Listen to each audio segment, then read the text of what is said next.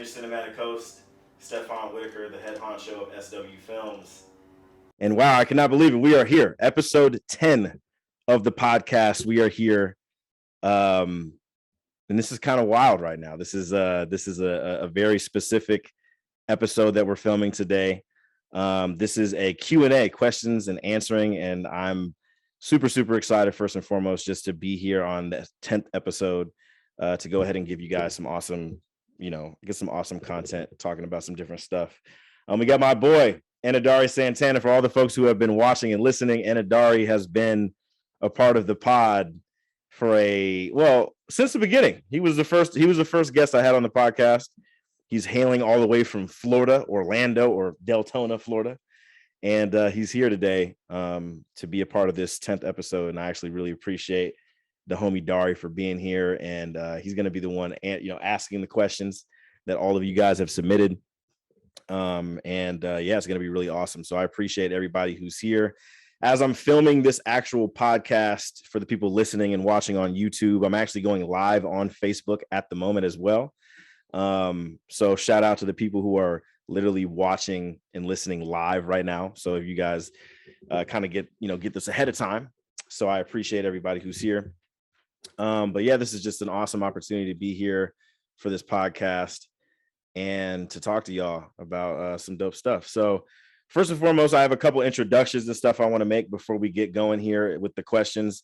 First and foremost, I just want to say thank you to everybody.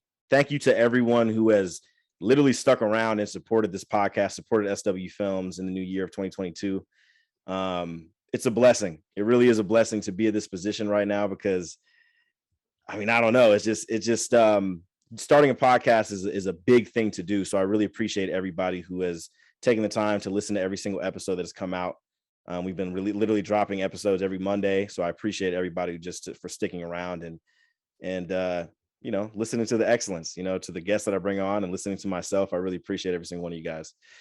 So as you guys can see in this live, I want to talk about the live real quick. I know I got a couple of viewers. First of all, hello to everybody who's watching live. I don't know who it is. Comment, say hello. Me and Dari are here. But I just want to say in the live, I have plugged in one of my links to a specific video that I released on my birthday, January 9th. 2022, I dropped the Cinematic Excellence Reel #1. That is the new demo reel for SW Films. I'm also going to tag that into the comments below for YouTube and all the different kind of links on all the different podcast channels. I'm really happy that I put out that reel. It was just time. I didn't get a chance to release a reel in 2020 because of 2020, and it was pretty cool. What we got going on live? Oh, my mom. Dari, could you stand up real quick? My mom's like, bring them on camera.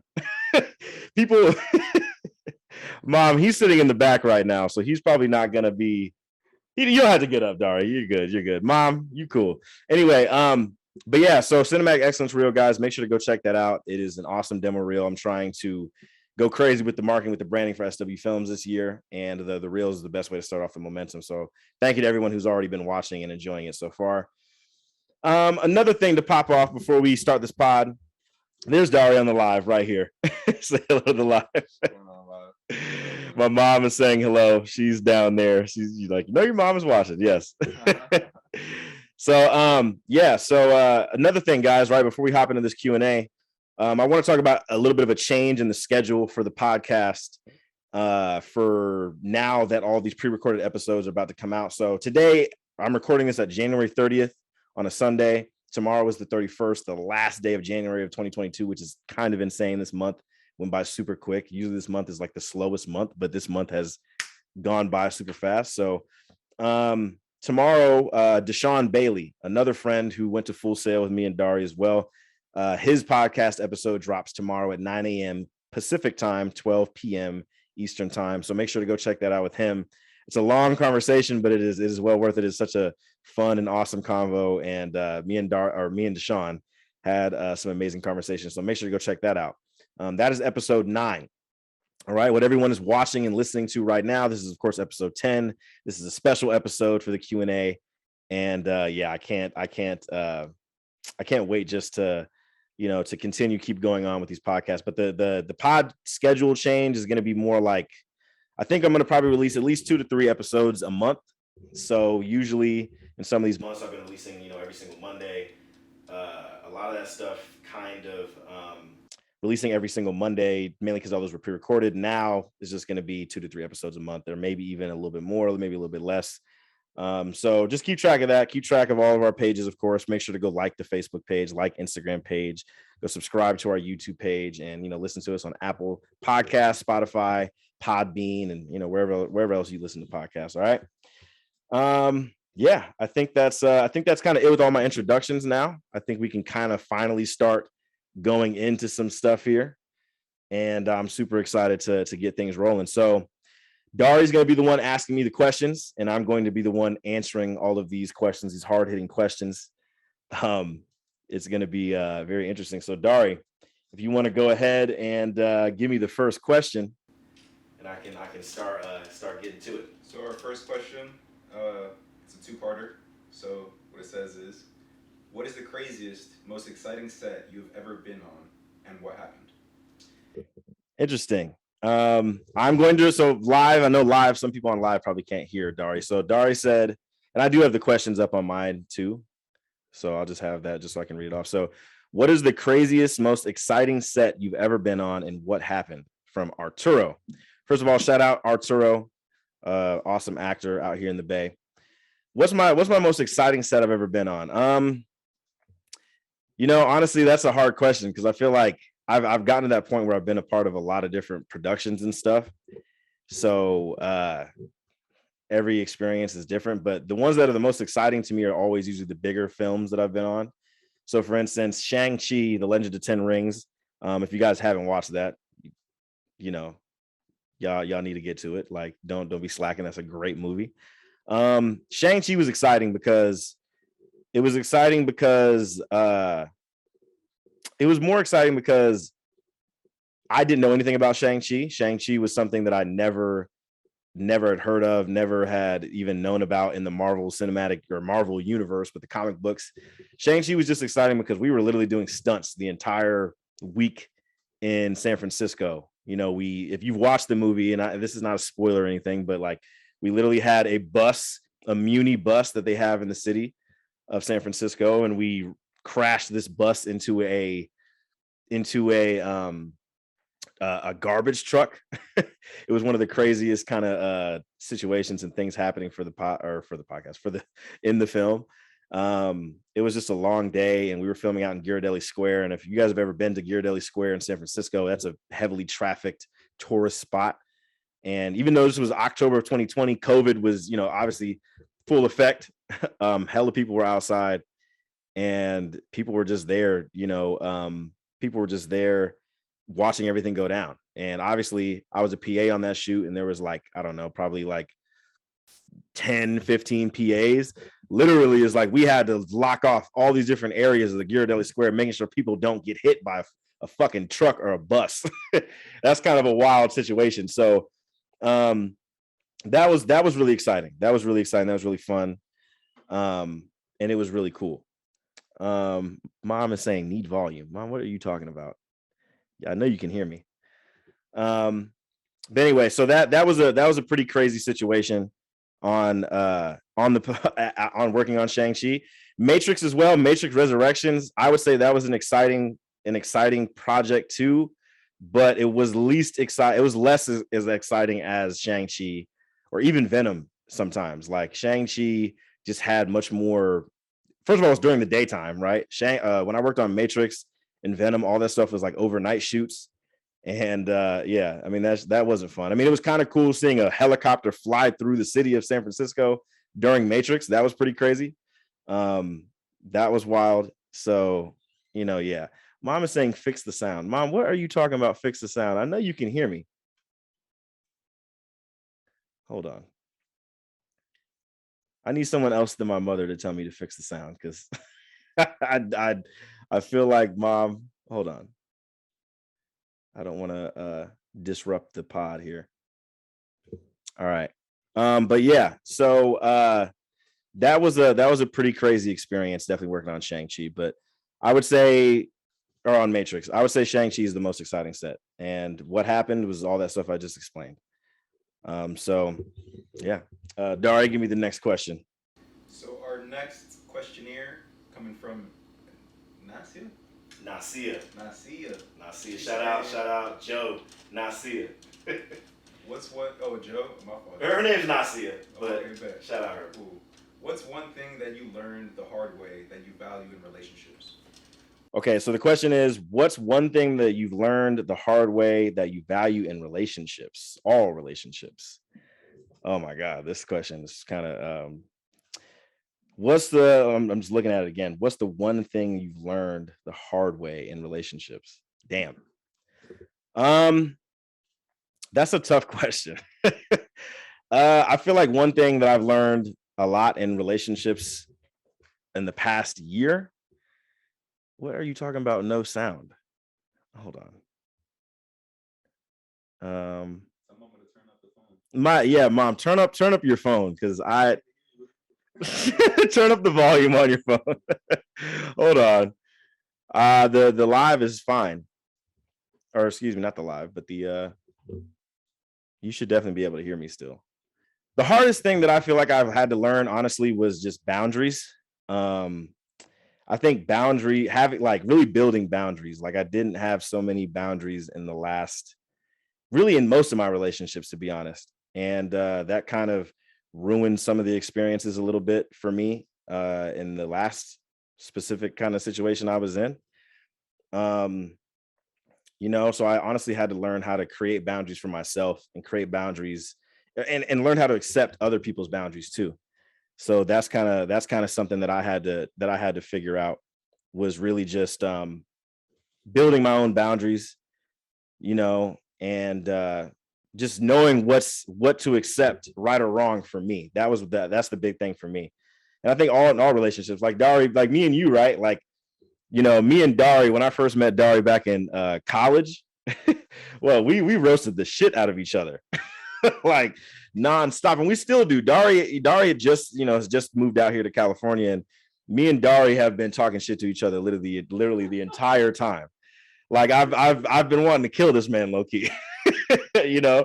But like, I think boundaries in friendships and boundaries in like romantic relationships are very different, and you have to learn how to manage them different. Like I would argue to say that having boundaries in friendships or even in family is much harder to have in romantic relationships, because in romantic relationships the boundaries that you should build with your partner is no sound on either Facebook live feed. What?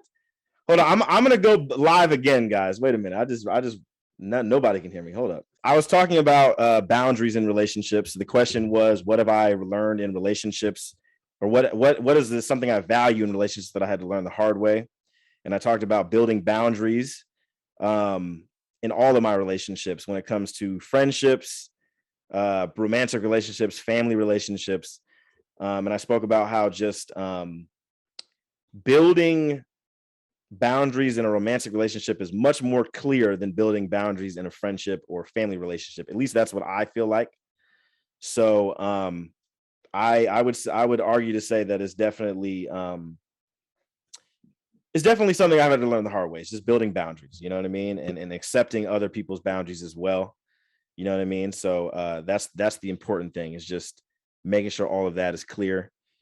And I think that's what I've had to value. What I value the most is actually having boundaries in a relationship. So what's your next question? So Erica is saying, what's the best advice you've ever gotten on set that you still follow? Okay, shout out to Erica Svensson. She's actually going to be on the podcast very soon. Another incredible filmmaker. She was the assistant, or she was the personal assistant for Keanu Reeves. Shout out to Erica. So can you answer that? Sorry, ask that question again. So Erica said, what's the best advice that you've gotten on set that you still follow today? What's the best advice that I've gotten on set that I still follow today? Wow. Honestly, man, this is a really kind of a complex question for me, because I feel like every day I hop on set, I get some different advice.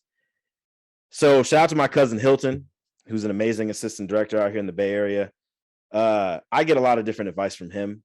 You know what I mean? And there's honestly so much damn advice that I've gotten from him that it's hard to keep up with all the stuff that he's told me, because I have a lot of different conversations with him. But one advice that he's given me, he gave this to me actually when I very first came out to California. He said, don't follow absolutes, or don't something with absolutes, right? So like basically saying that all of some, like one of something means all of something, right? So like it's saying like, honestly, right, if we're talking about like racism, right, I'm about to get deep here in it for a quick second. Like when they see, you know, one black person doing something crazy and they say, oh, all black people is dumb or stupid or wild, like that's what I mean. That's what he meant when he said absolutes. At least that's how I perceived it. And I think that advice is probably not something necessarily for set, but I think that's a very great advice in just life, right? And I think I have used that understanding to when I go to work and when I work on these different sets, you know what I mean? Like, for instance, a really good example, LA, right? I've worked in LA one time, but I've worked with a lot of LA people. I've worked with a lot of LA people actually out here in the Bay Area. A lot of LA crews will come to the Bay Area and they'll shoot a lot of different productions and stuff out here. And the thing about LA folks, right? And I break this rule. I'm telling you guys about it right now, but LA people, the LA crews, they're usually known to be a little bit more, you know, egotistical in certain ways, or they don't like how certain things are done here in the Bay with productions and stuff like that. And it's funny, right? It's sometimes you might think, oh, an LA crew's getting to come out here. This is about to be a whole situation. And I think that's the whole idea of absolutes, is not letting your mind get to that situation to where it's like, oh, an LA person about to come here. We already know what this is about to be. You know what I'm saying? I don't think that's something that I want to, like, you know, I don't think that's something that anybody should adapt, you know, when they're on set. Like, you know, this industry that I work in, it's a very, things are happening all the time. Different things are happening every single day. Like if I'm working a job that's like 2 or 3 days long, or I'm working on a feature film that's like a week or two long, or a couple months long, not every single day is going to be the same. And not every person is going to act the same or be the same. You know, there's some people I've worked with on set where like they're the nicest people on earth, but one day they just, you know, they got hit by a meteor, you know, they got mad, they got pissed off, and their whole attitude changed. I'm like that sometimes on set, you know, one day is good and then the next day is like, you know. So I really learned that experience. I would say that advice really took place when I actually worked in LA. I worked in LA on the Baby Keem and Kendrick Lamar music video Family Ties, and that was my first time really, like, that was my only time working in LA. And when I worked out there, the crew felt like a Bay Area crew. The crew was so cool. People were really very accommodating. People were, you know, it felt like a family setting, like as set should. And I think that was just something that kind of changed my outlook on just like the idea of absolutes when it comes to like LA crews, or absolutes in that position. So I would definitely say that's the best advice I've got, is do not believe in absolutes, or do not speak absolutes. You know what I'm saying? That's probably the best advice that I got. So shout out to Hilton for that advice. Next question. We got Kim. Kim is saying, did you always want to be in the film industry? Shout out to Kim. Kim asks, did I always want to be in the film industry? Yes and no.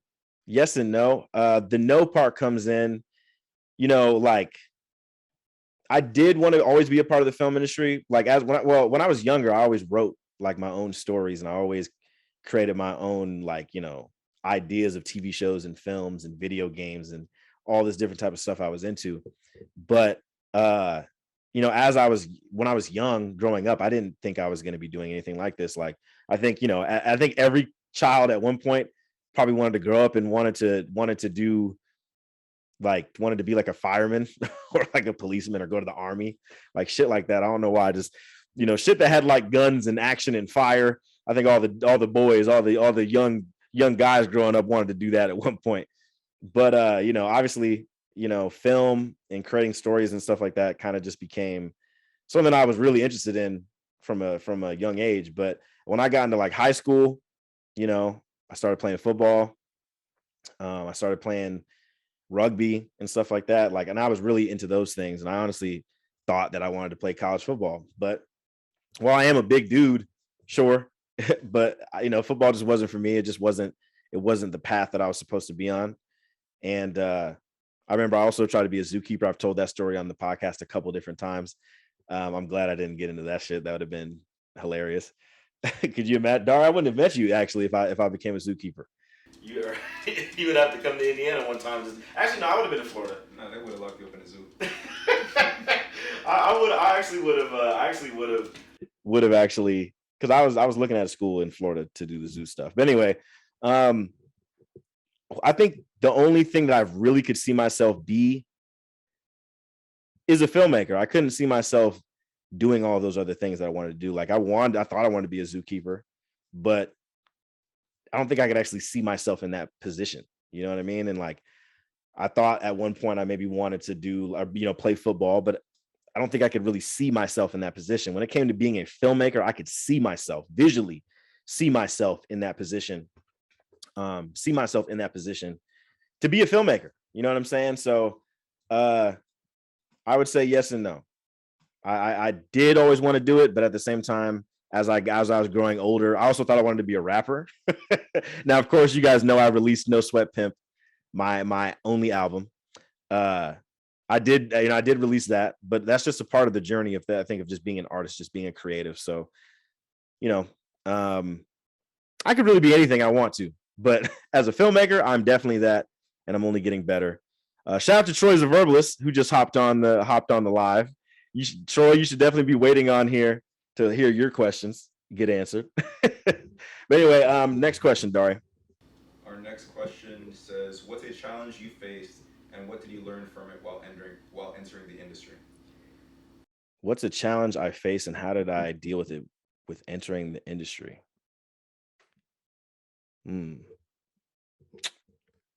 These questions is hard, yo. To be honest. You should talk about that time where it was between Amazon and Oh. Yeah, thank you for mentioning that. Okay, that is a good challenge. At least that gives me ideas for, opens up my mind to some of the challenges I've had. So what challenges did I have before I entered in the industry, whatever. So funny enough, right? The situation that Dari is bringing up, Troy, Joe Burrow's the truth. Oh yeah, there is a bunch of football games going on right now. Anyway, so I did have this challenge actually right when I entered into California. So as you guys know, I did work on Venom, Let There Be Carnage.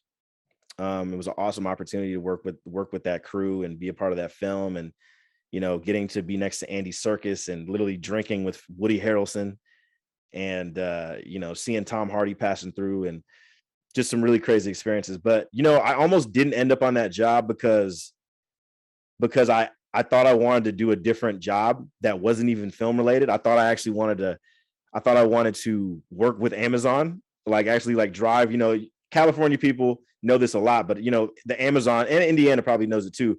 The Amazon drivers who drop off the packages and stuff. I almost took that job over working on Venom. And I had a reason for it, right? Kind of. I almost took that job because I thought I wanted to do like have a regular job that I could build up my money and invest back into SW Films. And it's funny, like Hilton, my cousin, told me like, yo, do you want to get on this? What's the deal?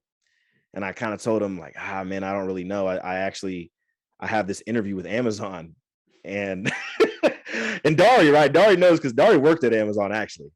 But I took this interview with Amazon, and literally when I went through the interview, I just knew in my mind like, damn, I shouldn't be here right now. Like, what the hell am I doing? Now, mind you, Venom 2 wasn't even close to actually going into production in SF when I got asked. So I kind of got lucky with the timing, because if the timing was not right, I probably would have took that Amazon job maybe, or I probably wouldn't have been on Venom. So I'm actually, the timing of everything was how it was. But I almost worked with Amazon just because I thought I needed to build up capital through just working a regular job. But I had to find out, moving to California, what I didn't know is that,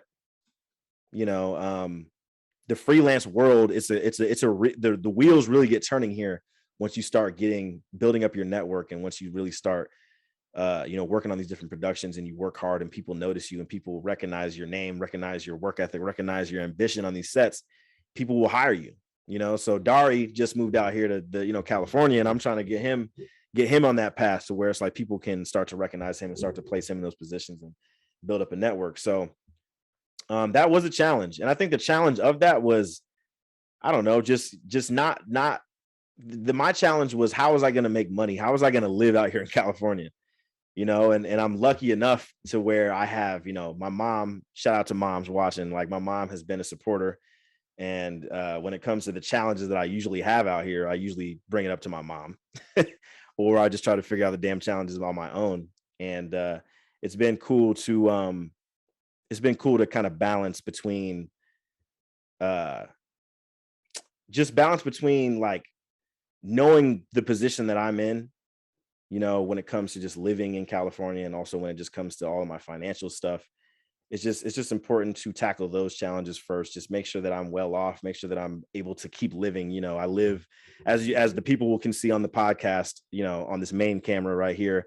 I'm literally in my apartment filming. This has been my area. So that's one of the big challenges I've had to face in the industry. Another big challenge I've had to face is, I don't want to say difference in opinion, because that's just kind of dumb, I guess, to say that. But sometimes I think the passive aggressiveness is a challenge, right? There's a lot of people in this industry who are a little passive aggressive. And, I've met people. Matter of fact, Dari, we were talking about yesterday about stuff in college. You weren't in this class, but there was this. So me and Dari both went to film school. The people who are watching on live, you can't see Dari. He's in the back right here, where he's at. He's right there. But sometimes people, shout out to Gersh. What's up, Gersh? Gersh is watching. What's up, big homie? I'm good, man. I'm good. Thank you for viewing this podcast. I appreciate you, man. But the question was that Dari asked that I've been answering here is, what challenge did I face and how did I learn from it when entering the industry? That's from Ajane. By the way, shout out Ajane who's watching. Ajane was a 12, 13-year-old actress, aspiring actress and singer that happened to be on one of the music video shoots that I was directing back in May of last year, Dion Jada's video, Whoa. So shout out to her for asking that question. But that's the challenges of passive aggressiveness, right? Like there's been so many people I've met on set who I just don't mesh with some people. You know what I'm saying? There's different levels of temperature. There's different levels of opportunity. There's different levels of experience, right? Some of the people who are usually passive aggressive, they got more experience than me, and I'm not mad at that. But sometimes that passive aggressiveness or just outwardly aggressiveness, sometimes that you have to deal with that, because that kind of becomes a test a little bit. So your niece did so well in your short film. She got talent. Shout outs. Thank you, Troy. Thank you. Yeah, so I think that's a challenge sometimes. It's like just dealing with sometimes the different personalities on set. You just have to, shout out to Brandon Akers, who's on live as well. I see you. Thank you for joining the podcast, my man. Sometimes you have to deal with the different personalities just by understanding people. You know what I'm saying? Like, even the people who are usually passive aggressiveness, I have to understand why they're passive aggressive in that situation, or just in general. You know what I mean? Like, this industry that I work in, it can be very frustrating, and it can be the whole experience feels sarcastic sometimes. You know what I mean? So it's just about managing, I guess, emotions and stuff on set, and don't take anything personal. Sometimes when my cousin, right, when my cousin gets at me sometimes on set, sometimes I'll be ready to get at him. I'll be ready to want to Stone Cold Steve Austin his ass. But I just be chilling and just realizing that none of this stuff is personal. We're just trying to get the job done. That's our main goal. That's what everybody's goal is. So there's a lot of challenges I face on set, but those two have to be the ones that I can remember the most. So what's your next question, Dari? Ajane said, what is something you would want someone who is interested in acting to know? What is something that, hold on, I'm going to make sure to read that right for the folks. What is something you would want someone who is interested in acting to know? Okay. Interesting question. Shout out to Ajane for that question. I knew she would ask something like that because, like I said, she's an aspiring actress. Man, that is a tough question, man. Research, learn. You know, it's funny. I've asked a lot of actors, what is a favorite actor or actress, movie, whatever. Like, what are your favorites of those? Some people can't give me. Some people always sometimes like who I've asked that recently. Some people can't give me like any kind of question to those, which is a little odd sometimes. Like I always say this, right, guys, and I'm working on something that's kind of used to explain to help people who just want to start off as a as a creative in any kind of medium and stuff like that, right? And I always say this, like, if you want to be an actor, you want to be a rapper, you want to be a filmmaker, literally make it a passion. If you want to do it, right, there has to be some passion there. You know, there's a lot of people who will hop on who want to be a filmmaker, want to be an entrepreneur, want to be an artist or a rapper, whatever. And sometimes they only want to do it because there's money behind that. There's money behind those things, and people just want to grab onto the gold, right? And I always disagree with that mentality. Like I don't agree with that at all. I feel like if people really want to, you know, be a part of something like that, that you should have a passion. Like really, if you want to be an actress, an actor, then you should be able to tell me or tell anybody what has inspired you to be an actor. You know what I'm saying? Like I would just say do research, and also, you know, not just research as an actor, but research how to, like, what it's like to be on a film set. You know, shout out to my homie Amaru Davis. I don't know if he's going to be watching, but shout out to him. He's an awesome actor and friend that I met early when I first moved out here to California. And he was originally an actor, but he actually hopped on that set as a PA. And I remember talking to him, thinking to myself, like, I had never met an actor who would also want to work on these film sets. And he kind of just told me straight up, he's like, yo, I'm actually trying to learn how people move on set, because if I don't learn how people move on set as an actor, then, you know, then he's like, I'm gonna be a little stuck on how to move through these days, these 12-hour, 13, 14-hour days on set. And I agree with him, you know. So actually that would be the advice I'd give. Forget the passion, like have passion, that's true.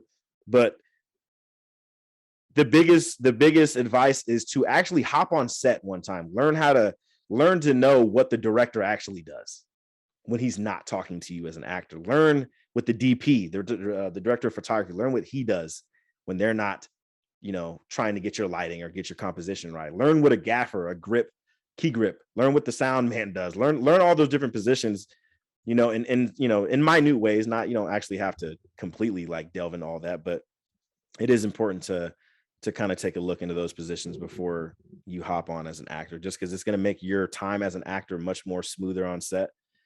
And I would say that's the big one, you know, is just learn how to be a filmmaker, because actors are filmmakers too, you know. What's the next question you got for me, Dari? Clyde said, what's the difference between being a musician and a videographer? Oh man. That's a good question. I'm gonna have you answer this one too, Dari, because I'm interested to hear what you say about it. So the question was, guys, what's the difference between being a musician and a videographer? Well, first off, I don't know what it's like to be a videographer. I'm a filmmaker. First and foremost, Dari, I don't know if that's something you also agree with. Are you a videographer? I wouldn't call myself a videographer. Yeah, we're not videographers. We're filmmakers. Anyway, that is a good question. I'll say this. I think as a musician, starting up as a musician, right? And kind of, I'll say the similarities, right? The similarities is starting up as a musician, you're kind of by yourself, like for a long time. Like if I was a rapper, right? I'm literally just rapping, and I might hop on a beat on YouTube. You know, I might go record a session with somebody at a studio, but that person is not, I don't stick with them the entire time, right? Like as a musician, instead, it's more of like I'm solo for a long time. Like it's all up to me. Like all the money I spend for studio sessions and everything else, all that stuff is solely my responsibility. Now, as a videographer or filmmaker, actually more of a videographer, right? Because I'll kind of keep it towards the videographer part. Videographers kind of do the same thing almost, right? Like Dari, you would agree that when we first started as quote unquote videographers, that we were by ourselves. Like it was up for us to actually shoot, edit, light everything. You know what I mean? Make our own pre-production booklets and all that kind of stuff. It's basically up to us to do everything by ourselves. Now, filmmakers, right? When I work on Matrix and Shang-Chi and all these different movies, when I work on the commercials that I shoot for SW Films or whatever else, yes, I usually take sole responsibility for creating the pre-production, the development, the production at sometimes, and post-production elements. Like some of that stuff I'd handle by myself, but there's a huge aspect of it's a team sport as a filmmaker, right? So it's like there has to be, Matrix could not be done by one person, right? And it wasn't, that movie was, but a shout out to everybody that worked on it, but it wasn't the greatest movie. But that movie was not made by one person. That movie was made by thousands of people. And that's kind of the difference. I think that's the biggest difference, I think, between being a musician and being a videographer, is that there's just this sense of independence when it comes to branding and marketing for a long time. Now, obviously, once you get to a higher level as a musician, you'll start to build your team. You'll have a tour manager, you'll have a manager, you'll have A&R people, you'll have a publicist, you'll have a bunch of different stuff. But I think starting out as a filmmaker, you have more access and ability to those things, to having a team, right? Like I've been running SW Films. It'll be 5 years I've ran SW Films this year, and it's about time for me to get a team. I've been doing everything by myself. I will contract people. I'll have people as my PAs, my photographers, my grip gaffer, whatever it might be, but none of those people are actually with SW Films. So I don't know, Dari, would you agree with that? Would you think that it's more of like it starts off solo in the beginning, or how would you kind of sum that up? I had a different upbringing in my experience with the videography, just because like when I first started, I'd be making videos in class. Yeah. And when I first started making videos in class, I might have been taking it more seriously than everybody else. But then when I joined you guys at Full Sail, I see just as much people that look completely different than me caring about the same shit. Like Right. So being at it by yourself, I'd say I didn't have that experience, because when I first started, I'd be like running gunning with Freddie. Like it was cool to be able to bounce ideas off people that knew more about the subject matter than myself. Exactly. Yeah, so that's true. we learn off people when we're not even trying. For sure. Absolutely. And I think also too, I would also say that rappers, I feel like, have to actually put more money down sometimes. I mean, I don't know. That's kind of like that could probably be debated, but like I think rappers have. I don't know. I feel like we spend a lot more money than rappers. No, of course, right? I mean, this camera equipment costs hella money, right? Like this iPad that I'm doing this live on cost me like $900. I'm not about to just name all the shit in here, but this, it's expensive. But rappers, I'm saying they have to spend money sometimes to perform. Like they have to spend money to really like buy beats and shit like that. They have to spend more money when it comes to even getting an opportunity to get viewed by a person. You feel what I'm saying? Like I could have my phone, right? This iPhone that I have, the iPad that I have, I can make a movie off this right here for free. I could literally make something for free. They got free editing software. iMovie comes with it. iMovie's trash, but hey, it's free, when you get the iPad or the iPhone. But it's just like I have more of an opportunity to put myself out there for free, like put my projects out online, and people are going to view that and see that, right? Like that's just more of what it is. But as a rapper, it's more of like a thing where it's like I have to spend a lot of money to even get myself noticed, or to Think so?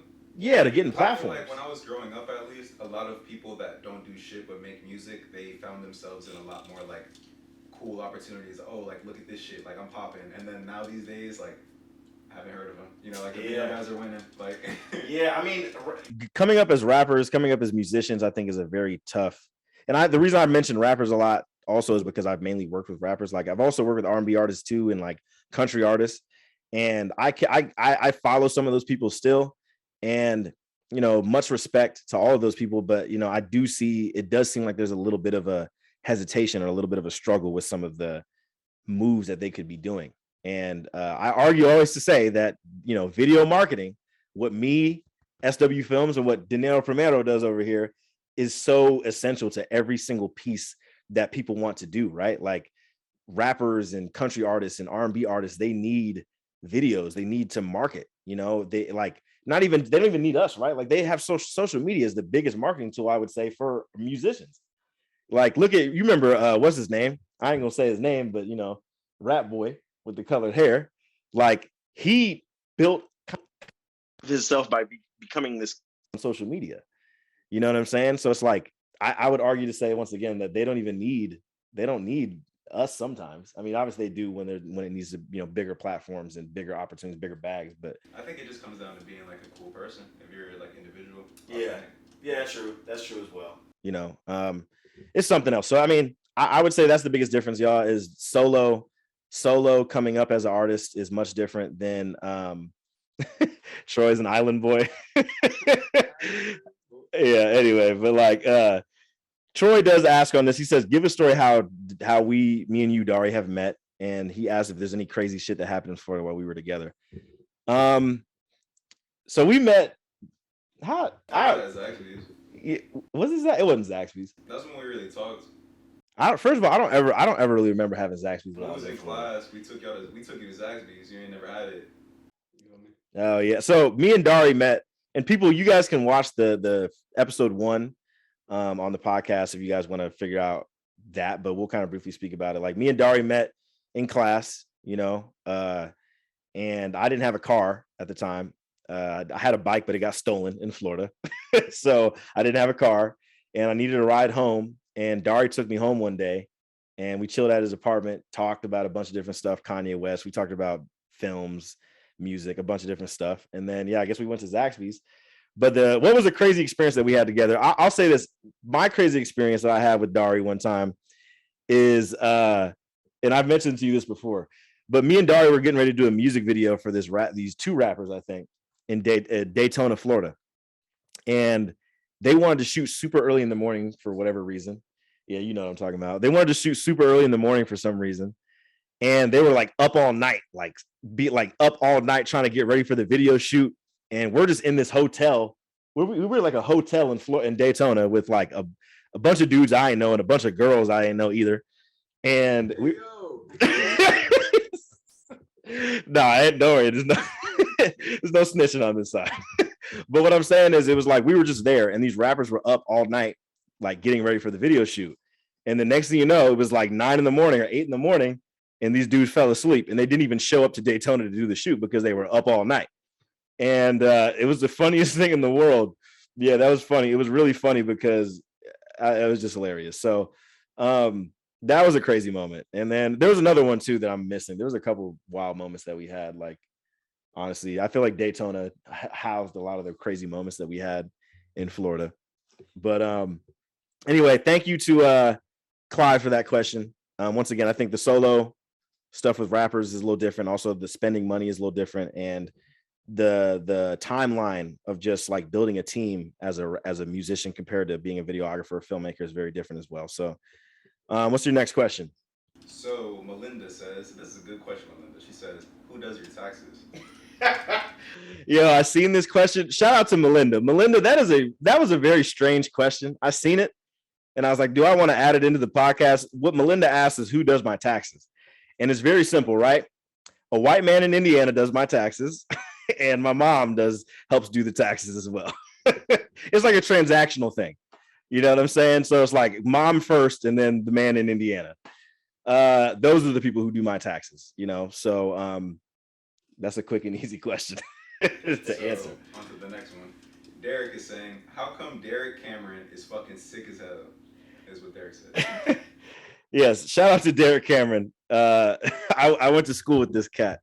He said, what did he say? He said, how come Derek Cameron is fucking sick as hell? I don't know, Derek. Derek is just a cool dude. Derek actually has been a supportive. So I appreciate Derek for asking that very random question. By the way, this B cam cut off too. I might probably want to turn that back on. But shout out to Derek for asking that question. Brandon Edgar says Derek is so sick. Yeah, Derek.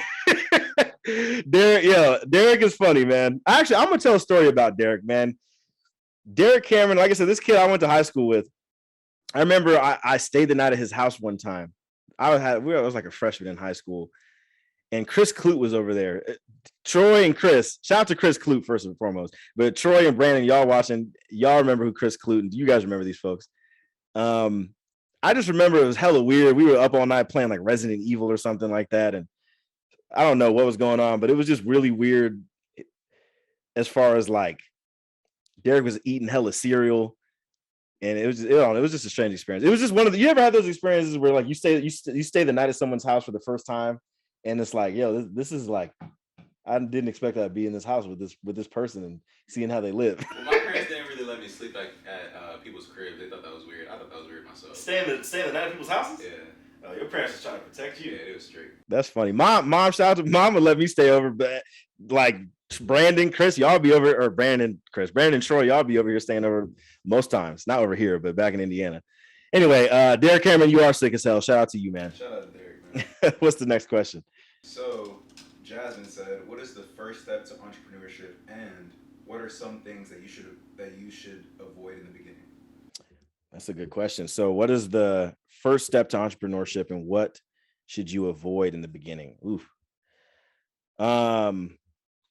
So yeah, that's a good question. The first step, and I know that I have some entrepreneurs in this live watching, and I'm sure I'll have some more people come through and check it out. But what is the first step? You know, this actually kind of goes back to my interview with Steve Franks. Shout out to you, Steve Franks. That was episode 5. And we spoke about entrepreneurship a lot. And I don't know. I don't really say there is a first. I mean, there is a first step, right? There is a first step to entrepreneurship, but it's more of, I think the very first thing of it for me, right, as an entrepreneur myself with my company and all the different stuff I'm running, I think it's just, you have to let the noise go. You have to let the noise bleed out. I think that's the first step, right? The first step, once you've actually come up with your idea that you want to do. Like Troy, you're watching like New Root Juices, right? Shout out to Troy, who owns New Root Juices back in Indiana and is doing a lot of progressive things to build it up to be much more than what it is now. Like when you built that, it was probably a lot of people that probably thought, oh, this is probably a weird idea for you to do this, or this is not, why are you doing juices? This is not cool. Or for me specifically, I had hella people when I decided to go to film school and say I wanted to be a filmmaker, be a film director. People looked at me like I was crazy. Like, I had a lot of people doubt my vision, doubt my path of being a filmmaker. And, you know, I had to really learn how to let the noise go. A lot of people are going to give you opinions of what you're doing, positive or negative. And I think, honestly, both of those things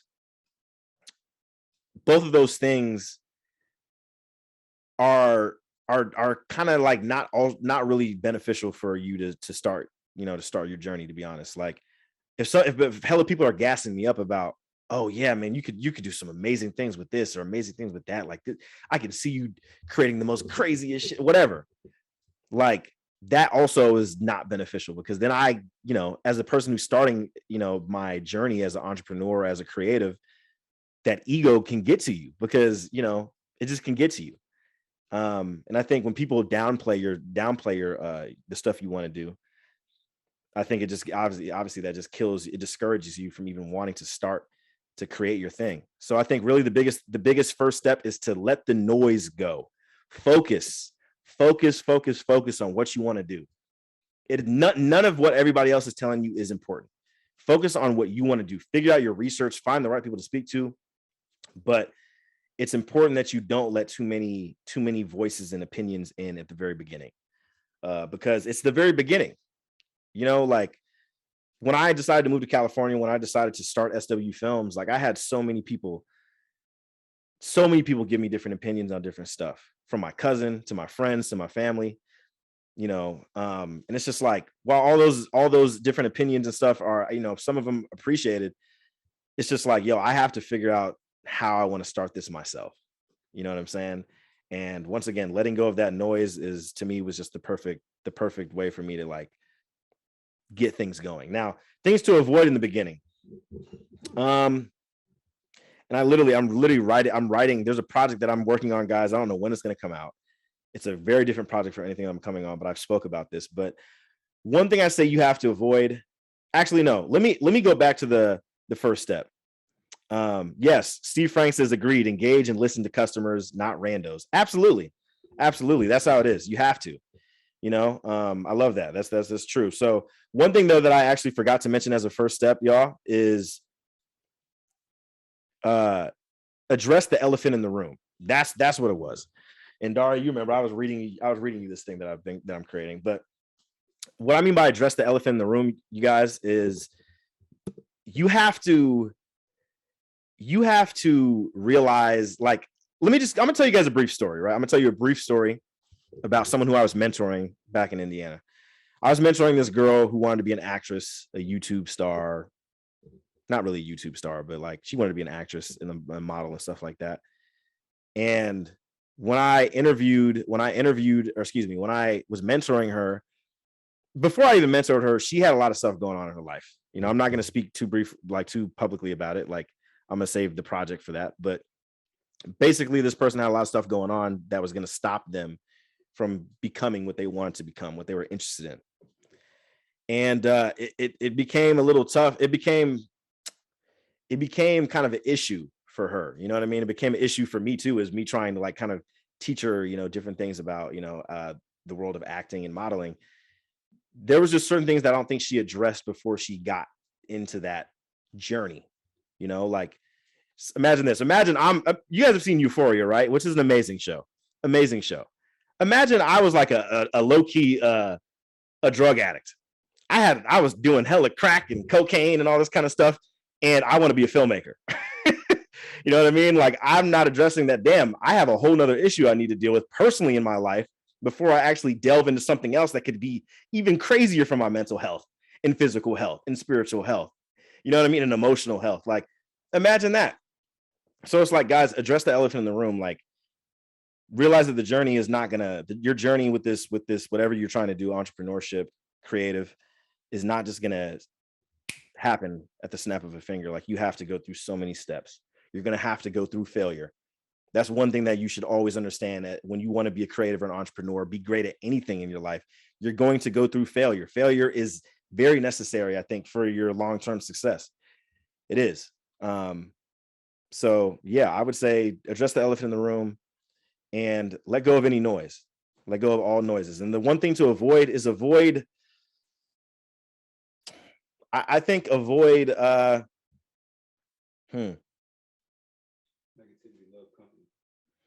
yeah, I don't know. I think that kind of goes with the noise thing. Just avoiding the noise, really, and then addressing the elephant in the room with yourself and with your aspirations. Like I said, a lot of people want to do these certain things because they, you know, the gold is applied and attached to them. So that's the reason why they want to usually get into some of these different kinds of things. And it's like, you have to address that. Like, really figure out why you want to do this. When I wanted to become a filmmaker, I thought to myself, I can't see myself doing anything else. I can't see myself doing anything else. I have to do this.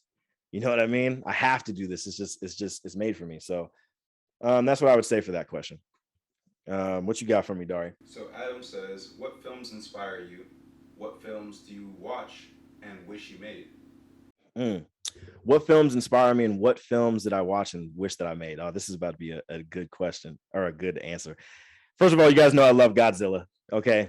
Like, Godzilla is my favorite thing in the world. One of my favorite things in the world. I wish that I definitely, first of all, Godzilla inspires me a lot. Godzilla inspires me in life, right? Just because Godzilla is one of those forces of nature that, like, no matter the pain and the struggle that he might have to go through, if he's getting his ass beat by another gigantic monster, King Kong, whatever it is, he's going to find a way to win. Because he just, the animalist, that energy that he has cannot be beat. That spirit that he has that cannot be beat. And I try to, you know, utilize that for myself, you know, as far as just like, yo, no matter what. That's also kind of the same situation with like No Sweat Pimp, if you guys have heard that. Like, no matter what happens, I'm going to come out the victor, no matter what. That's just how I look at it. Like, yeah, there's losses and failures I'm gonna, you know, have along the way, but I use those as lessons. You know, I try not to look at failures as a super negative thing all the time. You know, I try to look at it as like, you know, it's just a moment for me to like kind of figure out how to get back to it again and actually win this time and actually over exceed expectations. I think that's what I try to do with that. Right. So films inspire me. Godzilla is one of them. But another film that inspires me a lot is the movie Jarhead. I don't know if you guys have ever seen Jarhead. Dari, have you seen that movie? It has Jake Gyllenhaal, Jamie Foxx. Roger Deakins was the DP on it, by the way. Very old. It's a little old movie, but Jarhead, y'all, was the first movie that inspired me to want to make dramatic films. Like, drama is my favorite genre of filmmaking, and literally, Jarhead was like the first one to really kind of get me going as far as like movies that I really loved. Because you know what Jarhead did, and you know what Jarhead made me realize when it comes to that genre of filmmaking, like drama, not like war. Like, it is a war film, kind of. It is a war film, not kind of. But what it made me realize is that drama is really rooted in reality. So like the movie Jarhead, I'm not going to spoil it for y'all, but literally what happens is about a guy who goes into the army and thinks that he's getting ready to fight people, kill people, all this kind of stuff that people think happens in the, military and stuff all the time. But he doesn't see any action at all. And his whole experience, like everything that he didn't think would be a part of the military was a part of the military, besides the killing, the fighting, and the shooting, all that kind of shit. Love that movie. It's a great film. I would actually suggest anybody who has a damn laptop or a phone or has YouTube, you can buy the movie off, rent the movie off YouTube. Go watch that movie. Jarhead is an incredible film. Love that movie. Another movie that inspires me a lot, Wolf of Wall Street. I don't really have to explain why. The Wolf of Wall Street is amazing. All right, that's a great movie. Another movie that inspires me heavily too.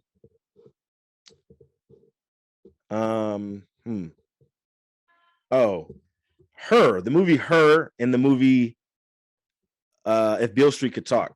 Those movies are like, well, Her is about love, but a very different way of love. I would just say you guys should definitely watch Her. The dude who played Joker, Joaquin Phoenix, he was in that movie, and it's a crazy movie. That's a really good one. And then If Beale Street Could Talk is like about Black love, and Black love always inspires me, absolutely. So that movie's incredible. But movies that I wish that I made, that I've seen, Dune, the new Dune 2021. I wish I made that.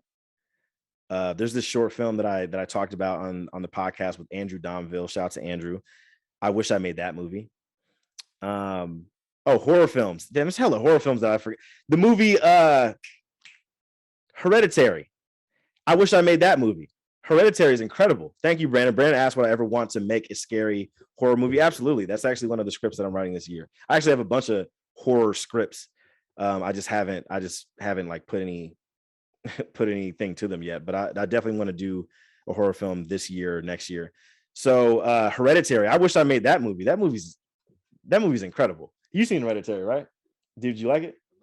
Hereditary is nuts. If you guys are, huh? I told people about it and they're like, that was a shitty movie. I was like, dude. Bro, people are crazy. It's because there's no ghosts or demons. Hereditary was amazing. I remember actually watching Hereditary with this girl. This is back in Indiana. I watched Hereditary with this girl on a date. And there's this one scene in the movie. I don't want to spoil it for y'all, but y'all know, like Troy, Brandon, whoever else has seen Hereditary on here, watching on the podcast, listening. There's that one scene in Hereditary that is nuts. You know the scene, right? Dar, you remember that scene? There's several. There's that one scene though. No, with the sister. Guys, just watch that movie. That movie is incredible. That movie is definitely a movie I wish I made. I wish I made Godzilla Kong. RIP to the head. No, I wish I made Godzilla versus King Kong. I would definitely make it a little different. Actually, I wish I made the first Godzilla movie, the 2014 one, because I would also make that different a little bit too. But the number one movie I actually wish I made, honestly, I think is this movie called I have it too. I don't have my glasses on, so I can't see it, but I really can't think of the name. I don't know. There's a couple movies, guys. I'm just gonna say Hereditary, Godzilla, any Godzilla movie besides the first American one, and then Wolf of Wall Street. I wish I made that too, and Revenant. Actually, that's what it was. Excuse me, Revenant, guys, is the movie that I wish I made. That movie's incredible. That movie's amazing. It's a beautiful film. That movie I actually wish that I created. Shout out to Leonardo DiCaprio and the Bear. Okay, what's the next question, man?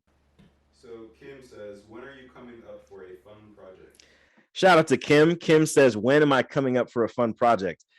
Troy said, Troy says the Matrix was the shit. The first one. Yes, the first Matrix was amazing. That's certified classic. Everything else after that, very debatable. But anyway, Kim says, when am I coming up for a fun project? Kim, I do plan to come back to Indiana pretty soon, so I can kick it with you and Dylan. I do want to come home soon, and I'm thinking maybe April. I'm thinking possibly April. I'll probably come back, but we'll see. There's a lot of stuff going on. There's a lot of productions happening in February, and there's a lot of stuff probably gonna be happening in March and April as well. I just want to make sure that I'm here in the Bay Area for the really exponential big projects that are coming here. So that's why I want to make sure that I'm here for a little bit. And also there's just other personal things too that I want to be here for. So we'll see what happens, y'all. I will hopefully be up soon. But also I know Kim is talking about Cart, doing a commercial for Cart. I'm definitely ready and excited to do a commercial for Cart. So that is probably the fun project that you're probably talking about. So let's see. Let's just wait it out. But I'm thinking April is when your boy will be back in Indiana. You know, and that's for everybody in the live. Yeah, I'll be probably hopefully be back by then. What's the next question? Troy getting personal. He said, "What do you look for in a woman?" Oh, this is Troy's question. Troy says, "What what do I look for in a woman?" You know, I saw this question, Troy, and I thought this was a really funny question because now, damn, I got to make sure I answer this right because you know I don't want to mess it up, man. Because look, man, there's been a couple people that have hopped in my DMs as I've been releasing and talking about certain things that I've worked on. And I'm a little confused, you know, I'm a little confused. I'm a little like, you know, the energy is not there. But at the same time, there's also make sure mom approves. Yeah.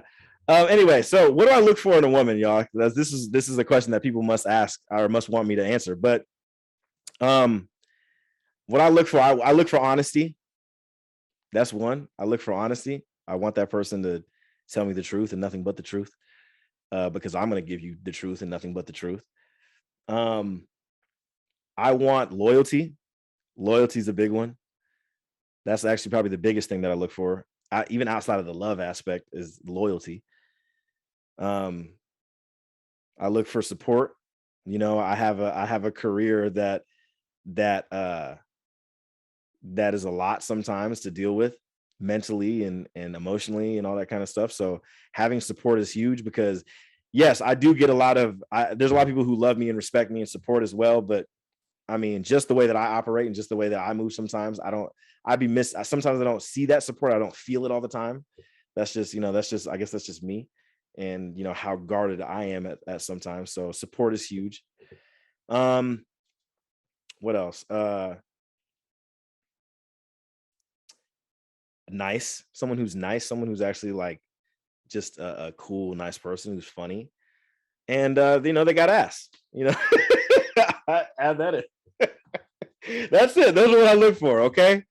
That's what I look for in a woman. And I'm gonna keep it at that. Okay. What's the next question? The next question is from Troy, who says, "Will you offer classes to teach young, inspired videographers, photographers, directors, etc.?" Troy, I really do love that question. I love that question. Would I ever want to teach classes on film, photography, videography? Y'all acting crazy in the comments in there. But anyway, would I teach class for that stuff? You know, honestly, I don't know, right? Like Dari, you would agree. Dari just hopped off so he could mess with C camera over here.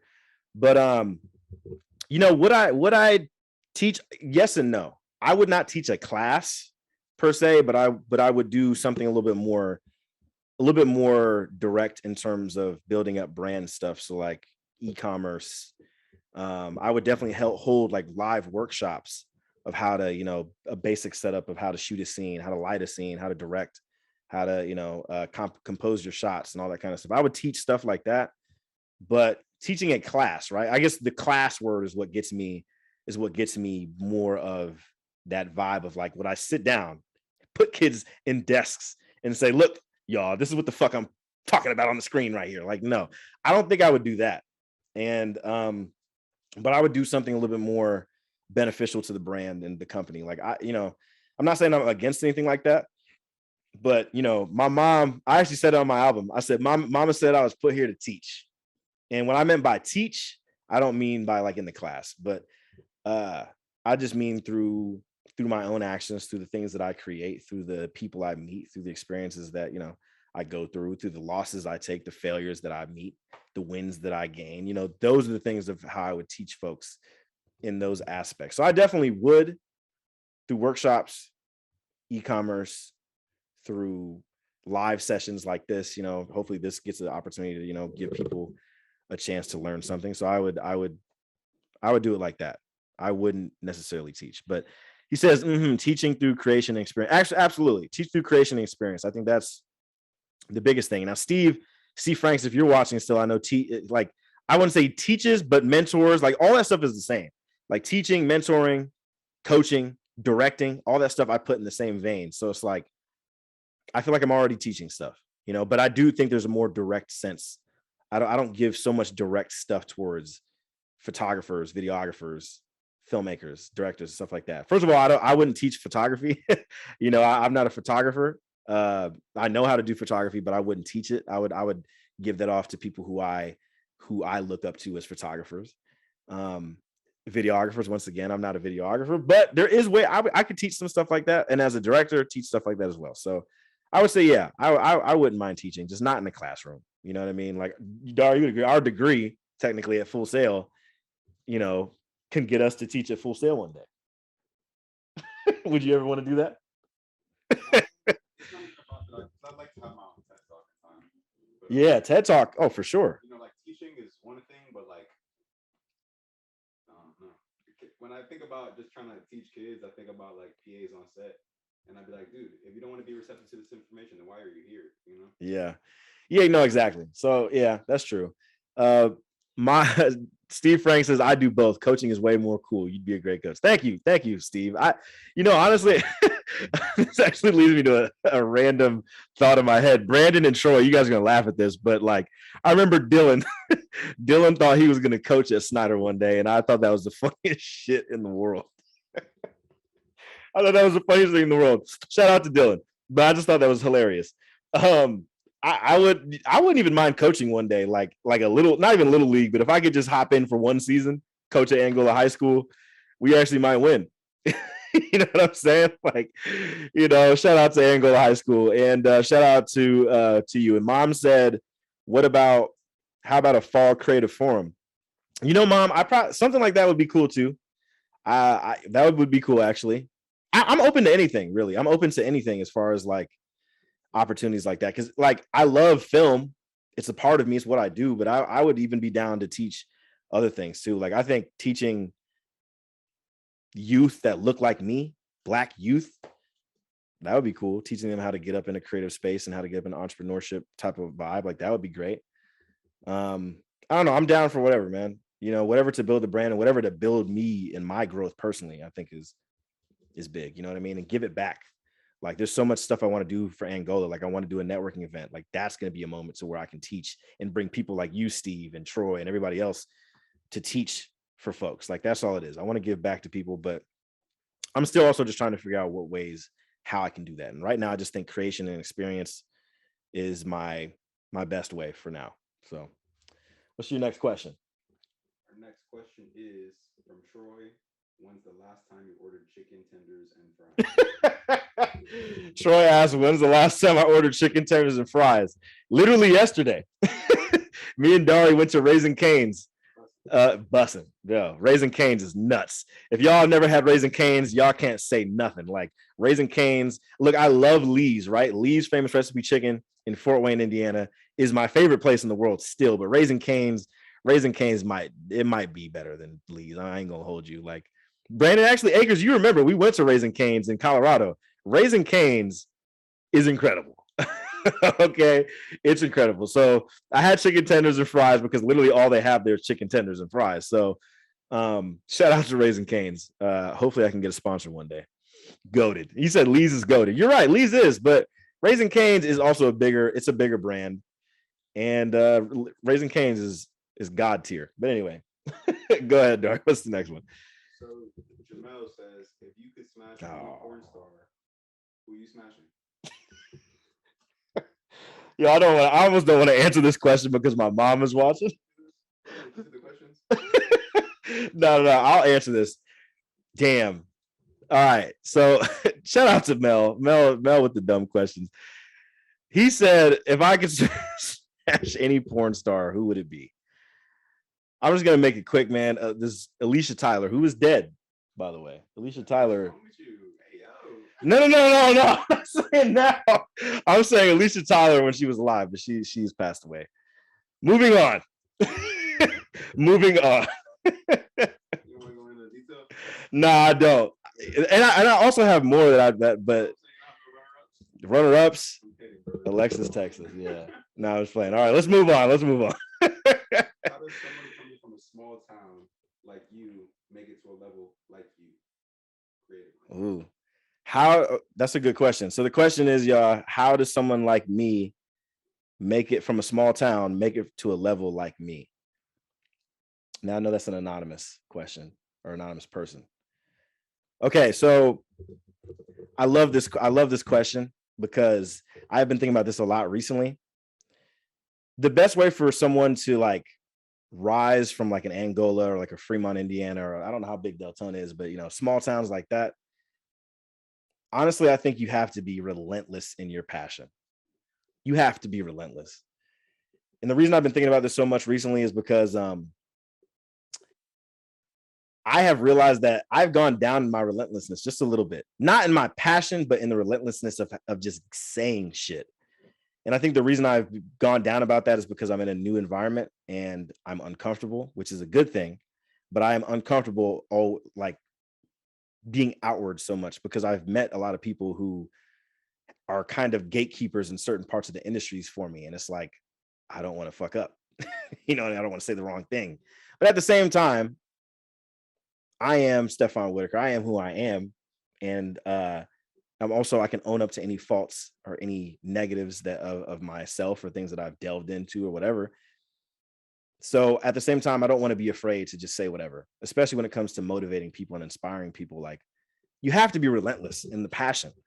Like Troy, Brent, everybody who's on the live who are watching, if you know me personally, Dari, you know me too. Like, but probably not Dari, probably not as much as like those guys know. Like when I was getting ready to go to Full Sail, I was ridiculously relentless in saying, guys, I'm going to Full Sail University. I'm going to get this scholarship. I got the scholarship. I'm going to be a director. I'm going to do this. I'm going to do that. I'm going to do this. I was relentless with it. Even after college, relentless. I would talk about all these different things I'm going to do. I'd be on Facebook going crazy, talking about I'm doing this, I'm doing that. I made Albatross. I did No Sweat Pimp. Relentless with it. I spoke about it all the time. And I realized I need to bring that back for myself. And I think that's honestly the biggest thing. That's my answer, is like, you have to have relentless passion.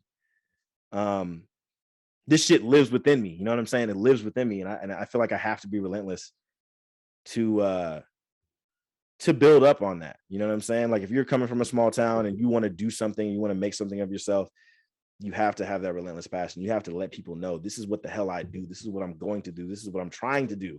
And I'm going to make it happen. You have to be relentless like that. So that's my question. You know what I mean? And the level like me part of that, I mean, I'm still climbing in my career. So I can't really talk about what level I'm at. I know the level I'm at. I'm very self-aware of that, but I gotta be, I'm also just aware of Dari. We talked about it. Like I'm aware where I'm at as in the freelance space of filmmaking. And I'm also aware of where I'm at with SW Films. And I'm also consistently trying to be aware of where I'm at personally, and it's a tough balance, but that's life, right?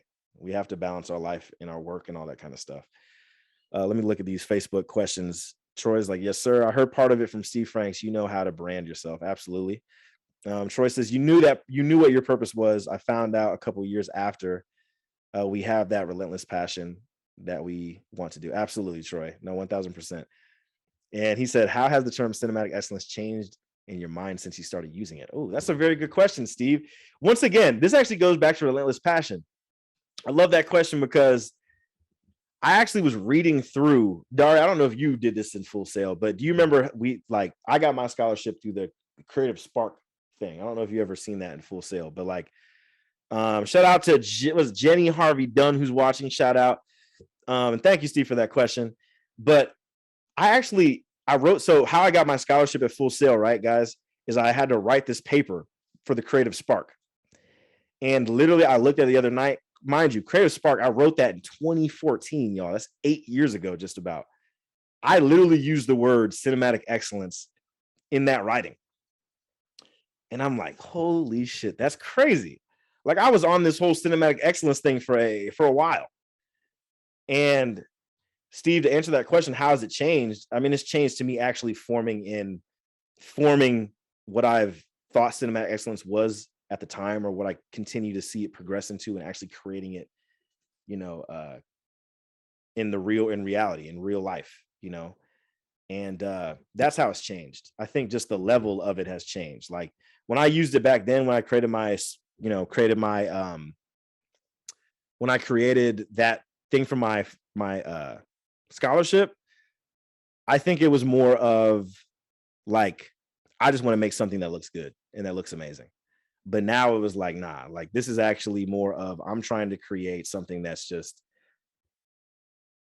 something that really will touch the soul emotionally or mentally in some way, like all that kind of stuff. Like, there's movies that I've watched, guys, that I've literally cried at. Dari, have you ever cried at a movie? Dude, yeah, I cried the most random shit. Yo, the movie Arrival, the opening scene of that movie, I cried. And if you guys have seen Arrival is not like a hella emotional movie, but there was something so beautiful of the way that was just choreographed together, right? Like, I don't know if you've seen Arrival, but like, Arrival was a beautiful movie. Like, that to me was cinematic excellence. I look at Dune 2021, cinematic excellence. I look at the new Spider-Man, cinematic excellence. Like, those, I want to make something that lives on forever. What is going to be my legacy? I want to build my legacy as my person. People can remember me as a person, but as a creative, I want people to remember my projects. You know what I mean? So that's how it is. I think I'm creating more things that people can be able to take in, that can live on, like Black Rose Wanderer, Sweet Mirage, No Sweat Pimp. Those are things that live on. No Sweat Pimp is still living on, crazy enough. You know what I mean? It's like those things are what still lives on. So that's what I look for when it comes to that. Mom says, remember, they said you knew about some old directors that some young people. No, actually, yeah, absolutely lives on forever. So what's your next question, Dari? Oh yeah, get that camera too. First of all, thank you guys for listening to the live, and thank you to everyone who's listening on the podcast or watching the YouTube video. There's a bunch of stuff going on, so I appreciate all y'all. So our next question is, what's the most important movie of 2020s and why? Coming from Roosevelt. Shout out to Big Brother Roosevelt. He said, what is the most important movie of the 2020s and why? When he asked me that question, I was like, the 2020s? I was like, what? We're really in there. Yeah, we're really in there. And Dara, I want you to see if you agree with this. I don't know how often you like go out and watch hella movies, like new movies and stuff, but like, I think the most important film of the 2020s is easily the new Spider-Man movie. Hell no. No, easily. I like it, but Easily. It's not really as important to me as it is to, I don't know, other people. Nah, you know why it's easily the best? Because we're talking about the 2020s. It's only 2022. First of all, 2020 didn't have any good movies that really came out. Hold on now. What good movie came out in 2020 that you No remember? Time to Die, 007. That came out last year, and look, that movie was cool. Best movie so far. No, Tell you shit. if you could say it could be the best, but was it the most important? No. Me. All right, let me answer this question. You shut up and stay back there. Don't Look Up. Oh yes, Troy says Don't Look Up. Have you seen that movie yet? Yeah, but I slept through it. Oh man, that movie's incredible. Troy, that's actually a good one. Don't Look Up. I don't think it's the most important, but it is one of those movies that is going to be very important in the next couple of years, for sure. But I'm gonna say Spider-Man is the most important movie of the 2020s because there has not been a movie that has gathered people to the theaters so thick and heavy as crazy as Spider-Man has since Avengers of Game. No movie has done that since. And mind you, guys, we're still in a panoramic over here. We're still in a pandemic. Okay, we're still out here, and yeah, I'm sure a lot of people probably got COVID at them showings, but literally, that movie is probably the most important of the 2020. And the reason why is because Marvel went through the entire process to create it to be as groundbreaking as it was. I don't want to spoil Spider-Man at all. I know they've been starting to kind of let some of the spoilers go. You haven't seen it, right? I know you have seen it.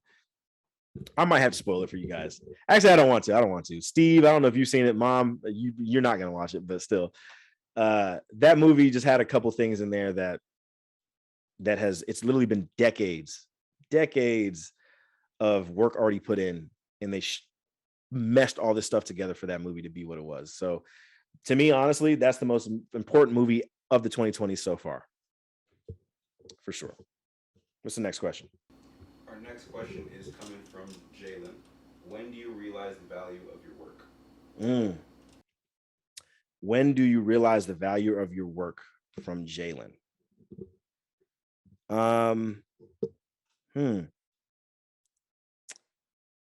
You know, I thought about that question actually. That's a really good question, because I have been thinking about what's the value of myself and the work that I've been doing as of late.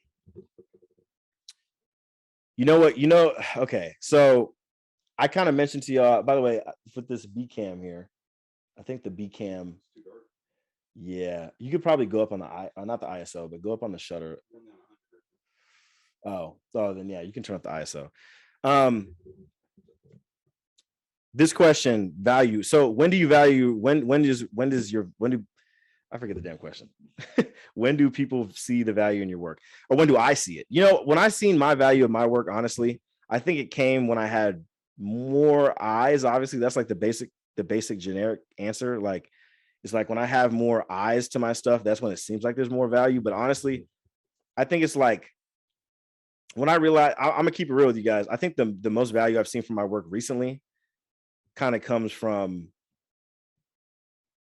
my most recent short film that's coming out, Black Rose Wanders, which might sound weird to a couple people, because some people could either say it's bad. Like some people, I've shown Black Rose Wanders, you know, to a couple different people, and some people will compare it to like Sweet Mirage, which is my second short film that I did, dropped in 2020. Reason I say that's the value, because I got to make that movie with my family. You know what I'm saying? I got to make that movie with my niece. I got to make that movie with my brother. You know, my mom played a small part in it as well, even though she doesn't have a credit in the film. Love you, Mom. I made that movie with my family. I made that movie with the resources and the people and the things I had near me. And for that film to come out to be what it is and to be what it will be, I think that's the value that I've seen. You know what I'm saying? And that's how I look at it. You know, and there's other I guess experiences or examples I could give, but to me, those is that's probably the best experience I could say, is that I got to make a movie that not is only going to inspire myself, but like when I do premiere the movie eventually, I think it's going to hopefully inspire people, because my niece is in like 4th grade or something. So I'm hoping that it's going to inspire the people that she goes to school with. You know what I'm saying? Like the kids, the film is about self-love. So I'm hoping it inspires them in that way. You know what I mean? And most importantly to me, I think that movie is going to hopefully inspire my niece. You know what I'm saying? Like my niece is young, and, you know, and she's not dumb by any means. She can definitely take in and process a thought, but I hope that when she gets older, that she can understand a meaning. You know what I'm saying? That she can understand a real meaning from that film. So I think that's the value that I've seen as of late. You know, Sweet Mirage, I've seen that value, but as most people know, like, you know, that film was tied to like a real relationship of mine. And you know, it didn't go the way that I wanted at that time. So there's not much value. The value in it is that it, you know, it gave people a good time. People can laugh at it, people can smile at it or whatever, but it didn't hold value for me, truthfully. At least not, you know, long term like that. So yeah. But also, truly, guys, I also feel like I've been fighting. I feel like I've been fighting against my value a little bit, which is gonna if I could explain that, is like I posted a lot of stuff on my social media with different celebrities that I've worked with and these different projects I've worked with. And literally, I feel like people look at me like I'm a completely different person than I know myself to be. People look at like, Dara, we literally just had a situation just a minute ago. I'm not going to talk about the situation, but people out here thinking I'm making hella money. They're trying to come up on me. They're trying to come up off of me type thing. Like, you know what I mean? Like, I'm being looked at as almost not a celebrity. I'm not going to say that, but there's been situations where people are talking to me like I am Steph Curry himself. It's like, no, I was just in the picture with Steph. I was working with Steph Curry. I've worked with Steph Curry a couple of times. You know, he knows me by name now. That don't mean that I'm Steph Curry. Okay. I'm not Steph Curry. You know, I don't have the profit, the income of Steph Curry, but some people will look at me like I'm a certain kind of person. I feel like I'm fighting against that recently.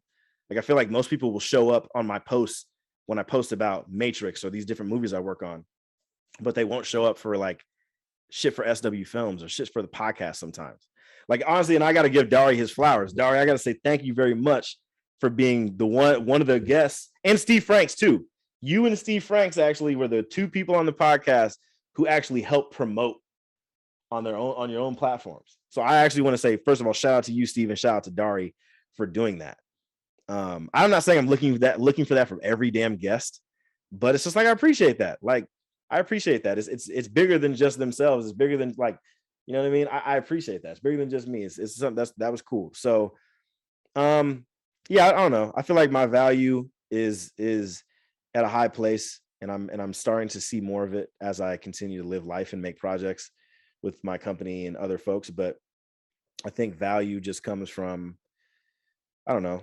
I think I'm fighting against it just a little bit. So that's up to anyone else's perception. Let me read these live questions a little bit. Troy, my guy, absolutely. That's all you should ever want.